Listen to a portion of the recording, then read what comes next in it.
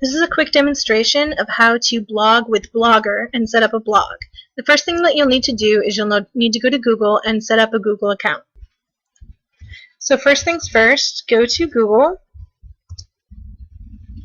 and you can see I'm already logged into my account. If you don't have a login, right here it'll say login or get an account, and you can go through and get your own Google account. It doesn't take long and it is free. Once you get your Google account, you're going to go to this little box right here with the 9 boxes in it, which is the apps button.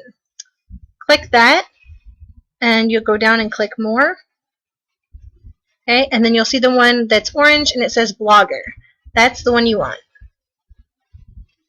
So you click Blogger, and it's going to give you your dashboard. Now I have lots of different blogs set up, and I do a lot of things with showing people how to use them. So what we're going to do is we're going to start a totally new blog.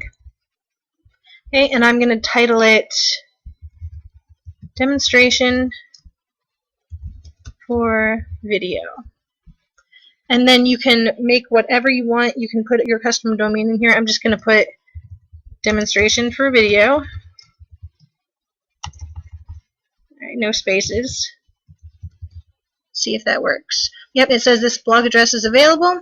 So then I'm going to click my template, and I just pick one, whichever one I want. Pick this one. Okay. And then I create my blog. Okay. So now that I have this new blog called Demonstration for Video, I can start posting to it. This is my edit button where I can create a new post.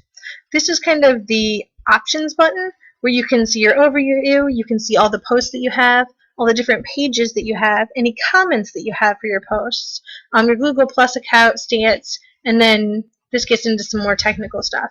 If you ever want to change your layout or find a different template, you can do that there. And the settings let you customize your blog.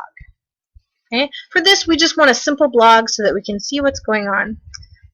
And so we will go to create a new post right here.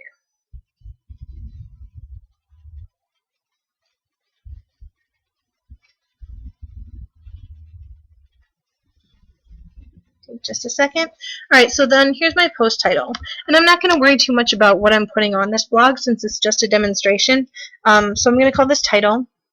And then I'm going to say, hey, we're making a blog.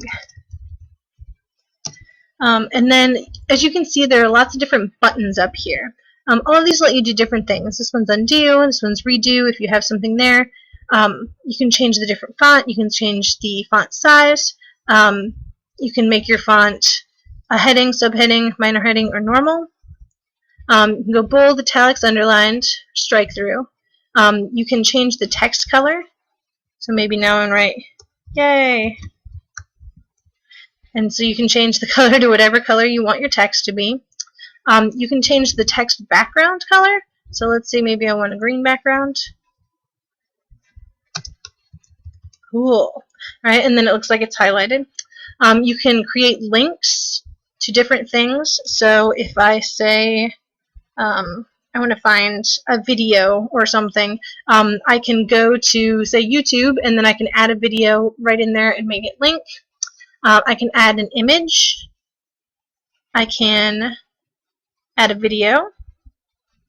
Okay. I can jump break, which means that it pops down. I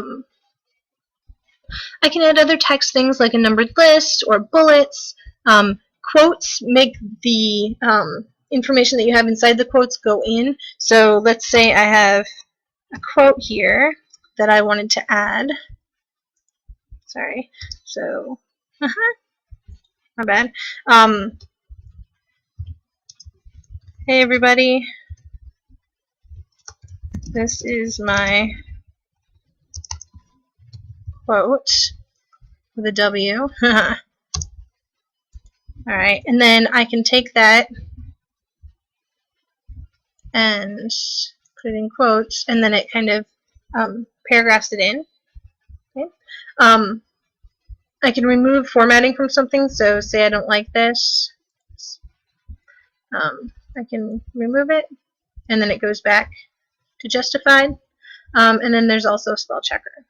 Okay, so you post all the things that you want to post. You can add your pictures, your links, your videos, all of the text that you want in different colors, and you can highlight things and all that fun stuff. And then you want to organize. Okay, so first thing is labels. Labels are fantastic. Labels will let you go back and find all the posts that have to do with something. So I'm going to label this demo, and then if I had 5 or 6 other posts that were also demonstrations of something, I could label those demo. And then when I was looking for something, I was like, man, I know I demonstrated that somewhere. Then I could just click demo in the labels search, and I could find all of the posts that have that label. So it's really, really quite convenient. I use labels all the time, and it helps me organize. If you're having students do blogs, it's great. You can have different writing things.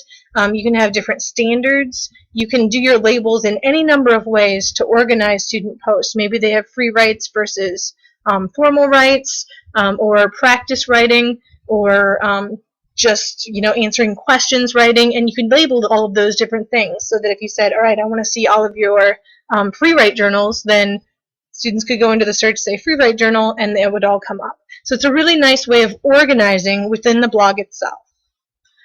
You can also make a schedule so that it sets the date and time that you want this to post. You can create a permalink. I don't suggest doing this if you're not going to do something more specific with it. But if you want to create a permalink, you can create a permalink, and that means that that link will stay there forever. You can add a location, but it's not really necessary, although some people find it's a fun thing to do, to add locations to things. Maybe if you have kids on spring break and you want them to post their location of where they're writing, that would be a cool option for that particular post. And then under options, you can allow comments or don't allow comments. If you're going to allow comments for student work, you want to make sure that you go over etiquette for blogs and commenting on blogs so that you don't end up with bullying going on through that. But it's a really good way for students to get a chance to see this idea of commenting online and have it in a very respectful and educational environment. Your compose mode, don't worry about that. Don't worry about your line breaks. And then when you have things the way that you want them, you can save your post. Okay. If you want to go back, this post isn't published yet. So if you want to go back and you want to say, oh, I got to add that picture, oh, I've got to add that video, you can go back, you can make it look the way that you want, and then when you're ready, you can publish it. But if you don't know if something looks the way you want to preview it first. And so this will pop up another window, and this is what my blog will look like. Okay. Not a lot going on in my blog, so it's pretty straightforward. Okay, and then I do have the comments allowed, so anybody can enter their comments there. And I'm like, oh, that looks pretty good. I will post that. So then I click publish. Now, just because I've published it, I can go back and preview it again, but just because I've published it doesn't mean that I have to be done. Okay, I'm not going to share that. If you share on Google+, then it'll send an email to all of the people that are in your circle that you've published something, which can be kind of nice to organize for reading and writing response groups. Okay, so I've got my blog, I've got one post, okay, and if I want to go back and edit that, I still can. All I have to do is go to that blog, and here it is, and I click edit, and then I can edit whatever I want. I can view it to take a look at what it looks like. I can share it, and that gets me back to this. Okay. Or I can delete it and say, I really didn't like that one, so I would delete it. Okay. And that's the short and easy version of how to blog.